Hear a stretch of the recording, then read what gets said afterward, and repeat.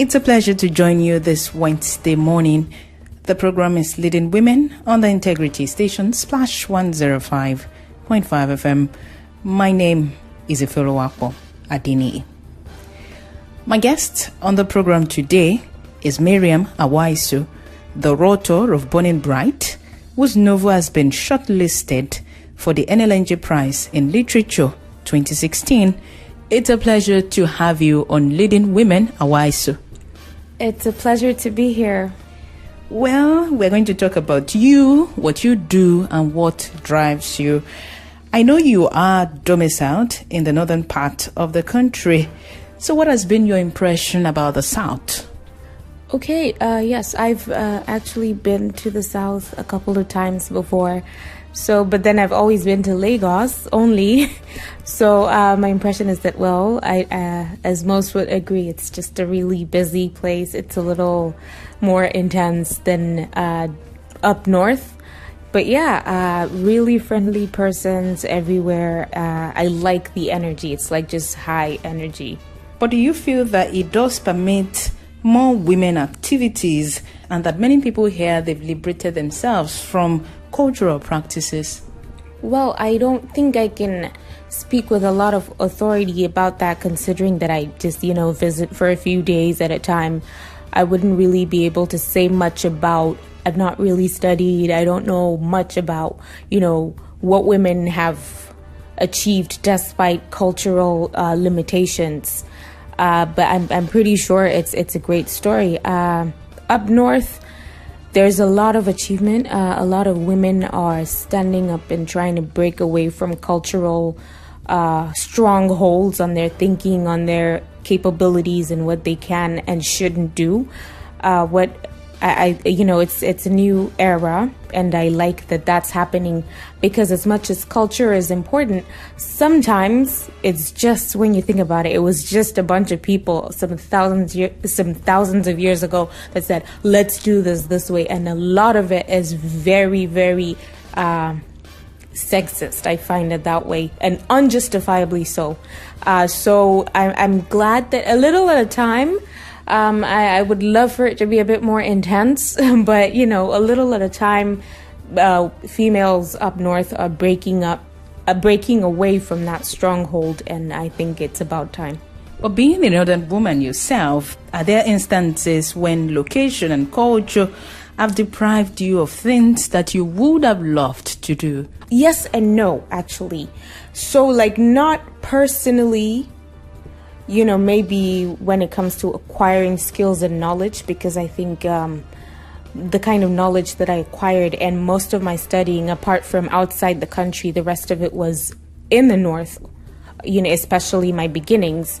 I don't think I was disadvantaged, because the quality of education and training that I got, I know, it's standard, and I can compete with anyone in any part of the world, I think. So in that aspect, I don't think I was disadvantaged. However, just for the fact that I am from the North, and this is radio, I wish people could see me, how I dress. You've seen me, I wear this veil, and that's how I am.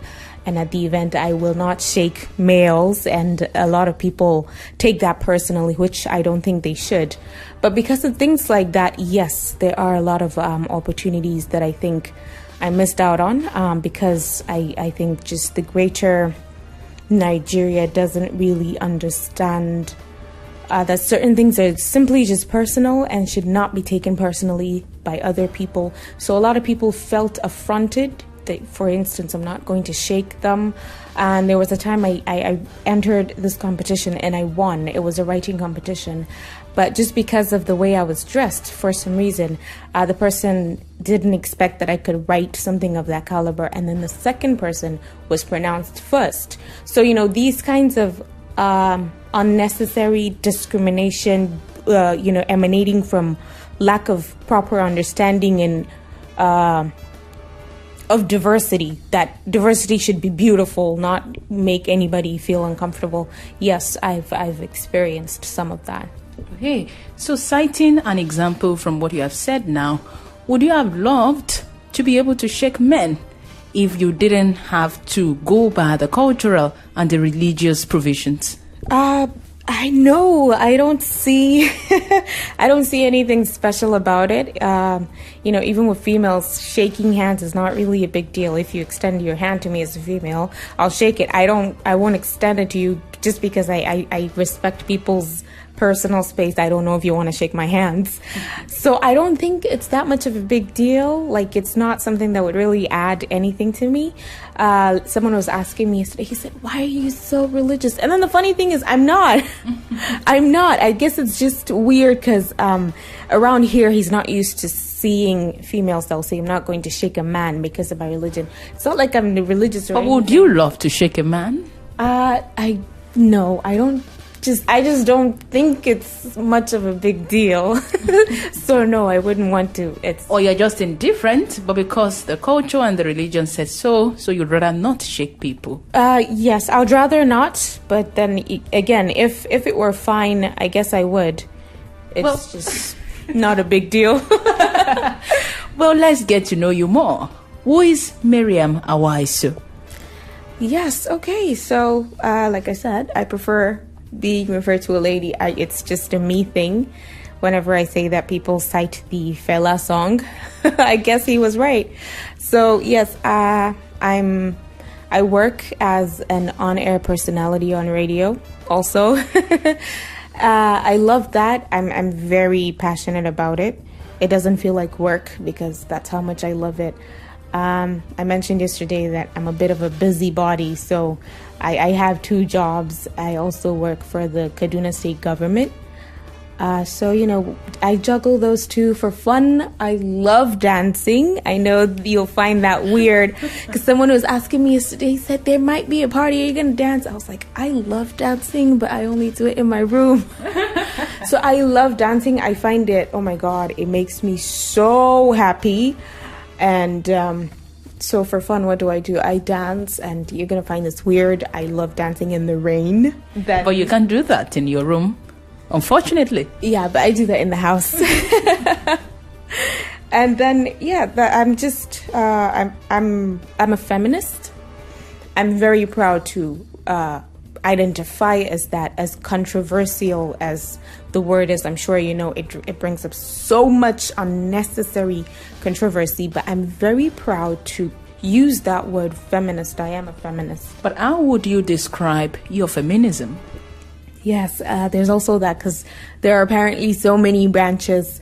I just stick to feminism because some people say, I'm an Islamic feminist. Some people say I'm a Nigerian feminist. I'm an African feminist. Basically, I just stick to feminism. I'm just a feminist. But of course, for me personally, and again, I worry about these issues surrounding females. But for the most part, what I decide for myself, like I'm not going to take this, I'm going to do this, it is within the bounds of my religion. And people like me, and I've seen such from both from Christianity, from Islam, they say I'm a Christian feminist, I'm an Islamic feminist, I'm a religious feminist. So I just stick to feminism without any qualification. But for me personally, I have I make my bounds within religion, because I believe, although people say the Abrahamic religions are not feminist, but when you do study them, they actually are. But given that ours is a very patriarchal society, it means you'll be at war with some of the societal provisions that we have in this part of the world. Is it? Yes. Basically, I think I cannot remember the last time I went one day without having at least one fight with some male or some female who thinks I'm the devil for identifying as a feminist. And I don't have a problem with that. These fights have to be had. Nothing good comes easy. And when you look at history, every right had to be fought for, sometimes with blood, with lives. So if all it's going to take is a little fight, and when I say fight, it's just exchange of words, and people tend to get their feelings hurt, then, I don't care about that. People say you argue too much, you're trying to overdo it. You are a woman. It doesn't matter. I have to say my mind. And as much as there's so much resistance, but that's how you go. You don't give up because of the resistance. So yes, I'm always having these fights, sometimes with my family, my friends, sometimes the most annoying part with females who refuse to see the bigger picture. But, that's fine by me. Now, most Nigerians have come to know you through the nomination of your novel for the NLNJ Prize in Literature for 2016. How did you, Maryam Awaisu, receive that nomination? Yes. Okay. I wrote my novel titled Burning Bright, which is about sickle cell, living with sickle cell in Nigeria, which is a personal experience for me. The book is not completely about me. It's just, it highlights, the main aim is for the reader at the end of it to understand what it means to live with that disease in Nigeria, what is at stake, and why we need to stop it, because we can stop it. So I wrote that I had it published in 2014. That's 2 years ago. And, the book is done. What's next? Even before the launch, it took almost 1 whole year after the publishing before I did the launch. And the launch was a huge success. And then, you have to start thinking, what's next? So I thought of so many things that were next, but I didn't think of this because I didn't even know about the prize. Then an old schoolmate of mine was now telling me, and then I checked it out, but I think that year it wasn't for prose. So I said, what, maybe I'll try this. And then they were calling for entries for this year. And I said, it doesn't hurt. Let me just try it. And then I sent it. And some weeks back, I just got this link.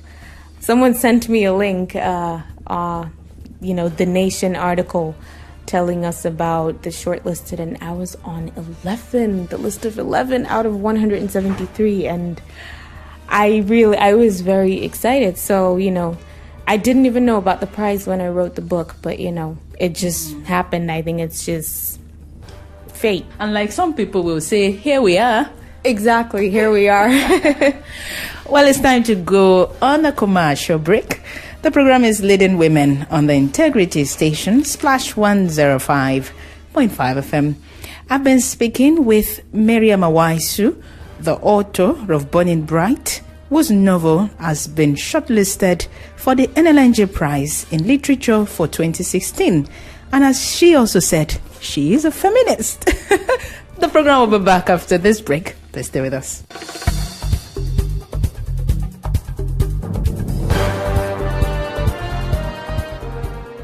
Yes, I welcome you back from that break.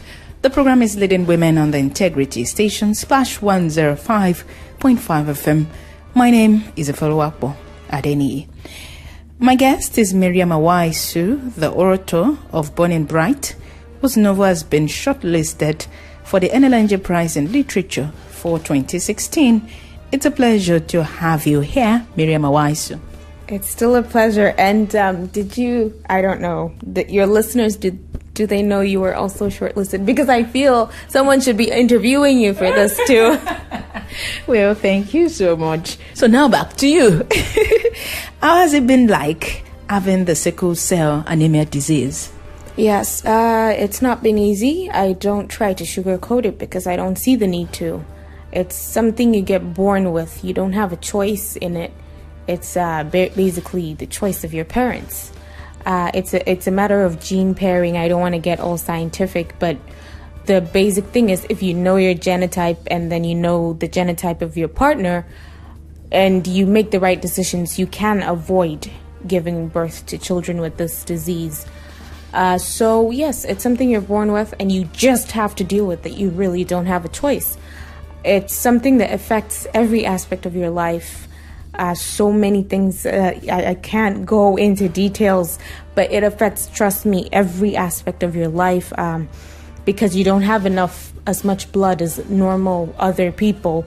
You get tired easily, you get stressed easily. When you get stressed, you have these painful episodes called crises, which have been described as, the pain at its peak could be as much as 12 times labor pain.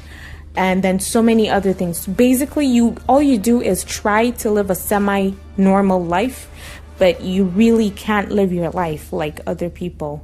And so you have to deal with this throughout. And so that's what it's been for me. From when I was little, I didn't know what was happening. Like, why am I always sick? Why is it always me?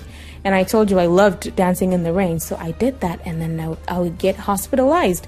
Almost half of my life, was hospitals. And at first I couldn't understand why. And missing school, missing classes, missing exams. Basically, that has been the story of my life. But you do not look like a sickle cell anemia individual. Many persons must have told you that, right? Yes, I hear that a lot. I think there are so many things that resulted in that. My mom is in the medical line, so as you can imagine, right from the start, she was doing everything she needed to do. And then it's a kind of disorder that if you do not do all the right things right from the start, it just keeps getting worse. Even when you do it, you keep getting these complications. So I think her being in the medical line had a lot to do with all the kind of care I got. I had to eat so much nutritious food. She tried her best to protect me from, extreme weather conditions, but sometimes I would, just go in the rain.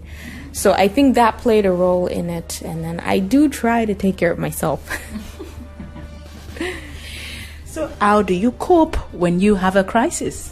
There's I mean, I just described the pain to you. You can imagine. I mean, you can't really know. You can just imagine it. It's like, I don't know, someone is hammering into your bones.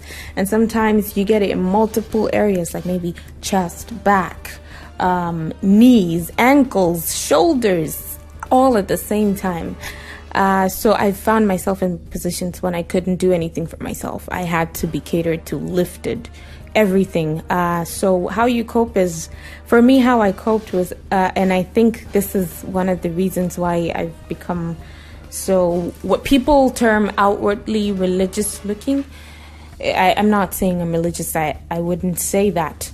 But just when things seem so like they're going awry and everything looks so dark, and you find yourself at the brink of death more times than you can count, you start thinking, if I do die, I don't want to go to hell. So for me, I think how I coped with it is just leaving everything to God. Like, this is beyond me. There's some sort of reason for this. And so you just keep faith. You struggle through it. When that pain is there, it goes when it's ready to go. Injections and all that, sometimes they don't work. It just goes when it's ready to go. So as soon as I can piece my life back together, I start from where I stopped again. Because if you lose that hope, that's it. Yeah. But do you sometimes ask your parents why they decided to raise a child knowing the kind of genotype compatibility that they had? For someone who's so out on, just talking, I'm a very expressive person. No, I'm not. Okay, funnily enough, I never outrightly asked that, but I've wondered. And when I understood the whole reasoning behind it, I felt really betrayed. So there was a lot of inward anger. But then how African families are. It's not like Western families where you say, oh, mom and dad, you ruined me. I hate you. You couldn't really do that without getting killed. But yeah, there are so many times I felt that way. And sometimes when I was sick, I just didn't want any contact because it's like, oh my God, you did this. Don't touch me. But I never said that. But with time, I just decided, all this anger is not going to help me. The sooner I get over it, the better, because it's not going to change anything. So I've gotten over it. Actually, I got over it a long time ago. It's just, if you can't change it, just deal with it. But yes, I wish they had considered what it would do to my life. And which is why I want other people to read Burning Bright and see that, this is what you could do to someone's life. And then hopefully they won't do it. Your major character, Nadia, went through a great deal and experienced family crisis and some hiccups in her relationships with men. Would it be because she has sickle cell? Because even those who do not have the disease still have such issues. I think her issues it's not directly because of that, but it's indirectly because of that. There were two men in her life, and honestly, for the first issue that she had, I don't think it had anything to do with sickle cell. I think the guy was the problem, even though, a lot of it, she ended it because she felt like she was in a dark place and he didn't understand. So I guess, again, it somehow traces back to the sickle cell. But with the other guy, she was being really distant. And I just think it's because I think deep down she's just scared that, after, even though he said he was fine with all of it, that when the reality hit him, always being in the hospital with her, he might leave. And instead of just taking that risk, she just preferred to ward everybody off. So indirectly, like I was saying yesterday, living with lifelong disease, it will do certain things psychologically to people, and it might not be immediately evident, but then when you think about it, being so, any minute you could be sick, you turn into something else. So yeah, I think it affects her. So how much of you is in your major character, Nadia? I would say probably less than 20% of it. Yeah, because I made her live through some of the experiences I lived through, just because I felt they were so extreme, they needed to be shared.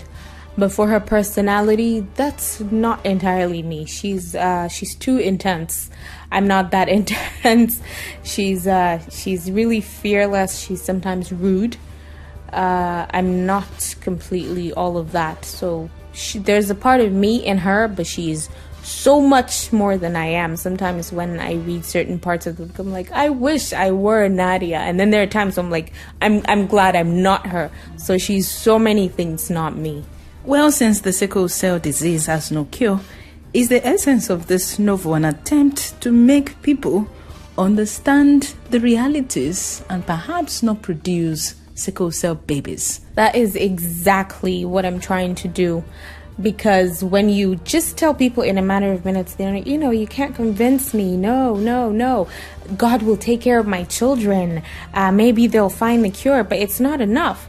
But when the book walks them through all of it, like from childhood, this is what your child might go through, and this, hopefully that will, make their conscience say no.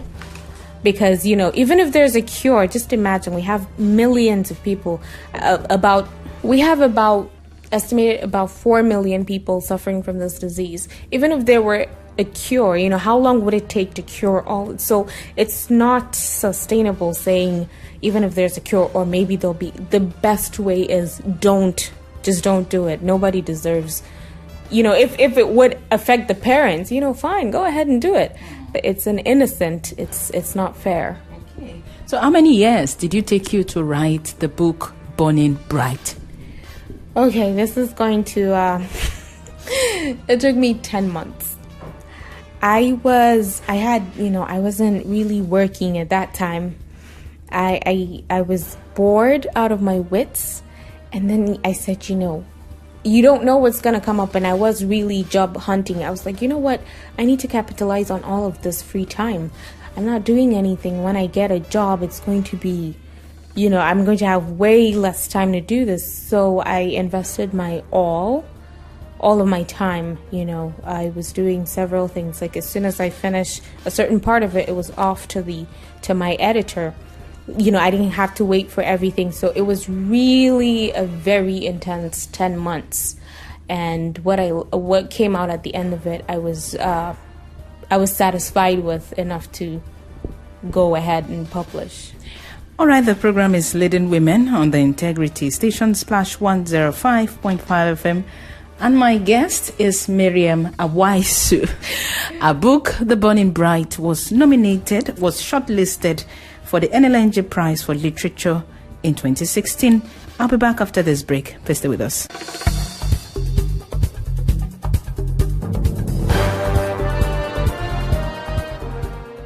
Yes, it's a pleasure to be back from that break. The program is Leading Women on the Integrity Station, Splash 105.5 FM. And my guest is Maryam Awaisu, the author of the book Burning Bright that was shortlisted for the NLNG Prize in Literature for 2016. It's a pleasure to have you here still, Maryam Awaisu. Still a pleasure to be here. And it's a pleasure to talk to you. You're a high young woman. Lady. Well, do you sometimes feel that the Nigerian government has not been supportive enough when it comes to issues of sickle cell anemia disease and its prevalence in this country? Yes, definitely. It's something the government has been sleeping on, and I think it's sad because there are so many aspects to it. You know, when it comes to helping with treatment for the less privileged, when it comes to intense awareness campaigns so that it can be prevented, which is really the most important thing, the government has been sleeping. Now, there is arguably a cure, but it's ridiculously expensive. Before the whole doubling thing, it would cost about 57 million. So now you can imagine it's, almost 120 million. How many Nigerians can afford that? And you find there's a lot of sickle cell. It's more prevalent among, the less privileged. So the government has been sleeping on this, really. The best thing is, since we have the highest population of people living with sickle cell anemia, we should have a center that does what's called the bone marrow transplant. And of course, at a subsidized rate. And now there were talks by the wife of the president, Mrs. Aisha Buhari, about establishing two such centers. So I'm really looking forward to seeing that come to fruition before the end of their tenure, because it's very important. It's been slept on for way too long. It's just being left to fester and continue, and it's debilitating. It's taking a toll on Nigeria. You can imagine how many smart and potential assets died to this. It's shameful. Well, you are an advocate for those who have the sickle cell anemia disease. What is your major preachment? It's just prevent it. Let's not even get there. But for those who have it, it can be undone. So especially for the less privileged, I volunteer for a foundation that provides them free lifelong drugs. And that's a huge deal because, taking the drugs, that's very, very, very important. So the foundation provides free drugs, and then we do advocacy, like go to the rural areas where they're most likely to tell you, we don't want to hear it. God will take care of it. And then, you have to bring yourself down and really talk in a humble and nice way so they don't kick you out, and get religious backing, because Nigerians are so religious by lips. And they keep saying God, God, God. So you have to get someone who can explain to them that God didn't tell you to bring someone to this world to suffer. So it's moving, it's a slow process, but, one rural area at a time. I know some percentage from the sale of your books would go to charity, especially those suffering from the sickle cell anemia disease. But how much money have you made to be able to achieve that? Yes, not much when you think about it, because it's 20% to the Sickle Cell Foundation, and then 20% to a foundation that caters to less privileged orphans. So when you think of it, and I do this quarterly for my sales, so it's not really that much, but then it's not really that little. And so far I have paid those pledges quarterly. So again, like I said, it wasn't really meant to do anything drastic, but it's just a little way I can give back apart from my time, just a little financially too. So what are your future plans, Maryam? Yes, I want to write again. I miss writing. In fact, I've worked on a manuscript that I feel can proceed to, and I can start, looking at publishing again. But for some reason, I want to write something else so that one has been benched. I'm just trying to find the time to just kickstart it. I want to write again. I miss writing, so I see more of writing in my future. Career-wise, I just let it go how it goes. So I don't have anything particular that, I want to work here. I want to know, not really. Then later in future, maybe I'll be going back for a master's because I've not done my master's. I may not. I'm a very fickle person. And then, if it happens, as you know, especially where I live, it's always, when are you getting married? When are you getting married? I was about coming to that too. That is Maryam, a northern woman, not going to get married to or even consider marriage. She will. I am. However, I don't know if you would understand, but I'm sure you would.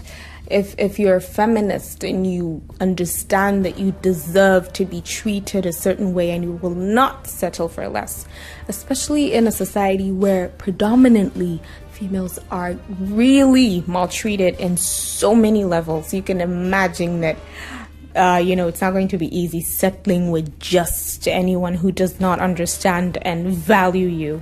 So that's what's happening. And my mom is like, you're so choosy. I'm like, well, I do deserve to be happy. So yes, I'm not I'm not so positive that it's going to be soon because I've not been impressed with what I've seen so far. But if eventually I meet someone that's my caliber, why not? But how do you cope with not only the pressure from your mom, but from the extended family system? I assume, Maryam, that almost all your friends are married. Funnily enough, no, not almost all my friends. Again, like I said, we're all evolving, so we're taking a stand that we're not going to just marry anyone. But then again, many of my friends are married with children. It's not just my parents and the closer society neighbors. Basically, I walk in a shop with my mom and the conversation could get back to marriage. That's how it is. And it's sad because of that kind of pressure, so many other females, with less, how should I say, stubbornness, resistance. Yes. They give into the pressure and then they go into marriages for the wrong reasons. And I think it's sad because it keeps being a vicious cycle. So the good thing is I don't, pressure just hits my skin and it ricochets off. I don't let it disturb me. I will do it for me, for my reasons when I'm ready. So I just ward off the pressure like it's nothing. Well, perhaps your next novel would be about another woman who says no to pressure. I thought of that. Okay, that's actually, oh my God, you totally predicted me. That's the manuscript I worked on. But then, yes, it's going to be very feministic, definitely. Because most times you can separate the writings of a writer from his or her experiences and environment. Exactly. You talk about, issues that you see and that, keep you up at night. Like, I want to change this. That's what inspires me to write. So my writing, definitely, there's going to be a lot of feminism in it. Well, just to wrap up this interview, most writers, Nigerian writers that we have now, thrive better outside of the country because of the publishing structure. Have you considered going out there because someday you would love to be an international writer? Yes. But then I think when the time comes, if I get such an opportunity, I would definitely take it. Right now, it's about resources. I don't have that kind of, financial backing to take it to that next level. But it's something I definitely want to explore because you should go where you'll be appreciated, wherever it is. And I've always loved traveling. I love the outside scene, so definitely when I get the chance to do that, I will. It's a pleasure to have had you on the program, Maryam Awaisu. It's a pleasure to be here, and congratulations for being shortlisted too. Thank you. My guest on the program has been Maryam Awaisu, the writer of the book Burning Bright, a novel about surviving sickle cell anemia disease. If you have questions about this interview, you can send your mails to ayadeniyi@splashfm1055.com, ayadeniyi@splashfm1055.com, or you can send text messages to 0705 439 3302, 0705 439 3302.